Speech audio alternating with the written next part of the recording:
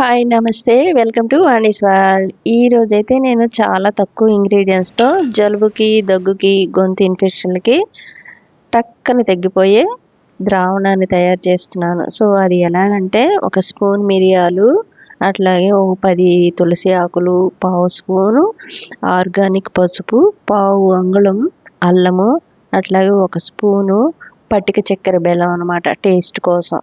So ఇవన్నీ మనం పాత్రలో స్టవ్ మీద ఒక 3 గ్లాసులు వాటర్ పోసుకొని మరక్కాచాలి. సో వాటిల్లో ఇవన్నీ వేసేయాలన్నమాట. బాగా 3 గ్లాసులు 2 గ్లాసులు అయ్యే వరకు మరక్కాచాలి. పొద్దున ఒక గ్లాసు, సాయంత్రం ఒక గ్లాసు తీసుకోవాలి. సో ఇందులో పసుపు ఉండటం వల్ల యాంటీబయాటిక్గా పనిచేస్తుంది. అట్లాగే తులసి ఇన్ఫెక్షన్లను త్వరగా తగ్గిస్తుంది.